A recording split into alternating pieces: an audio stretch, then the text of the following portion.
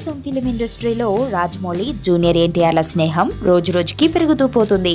గతంలో వీరిద్దరి మధ్య మనస్పర్ధలు వచ్చి దూరంగా ఉన్నారని టాక్స్ వినిపించాయి.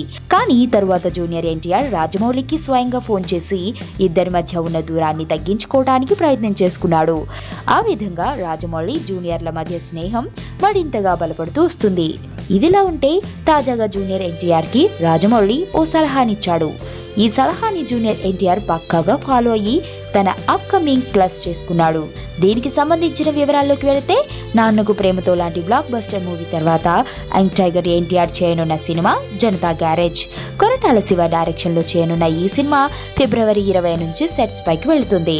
కొరటాల శివ తెరకెక్కిస్తున్న ఈ మూవీలో సపోర్టింగ్ క్యారెక్టర్స్ కోసం బలమైన ఆర్టిస్టులని తీసుకుంటున్నాడు.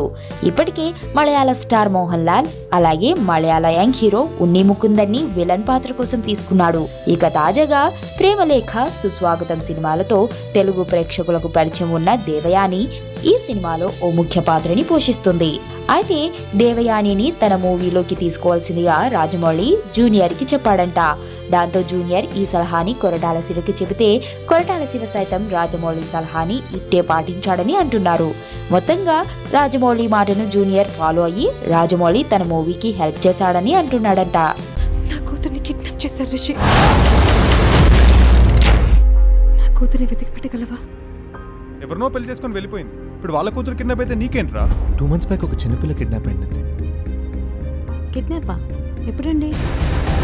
మీరెవరు? నువ్వెవరు? ఎవరు మీరు? ఎక్కడో అమెరికా నుంచి వచ్చి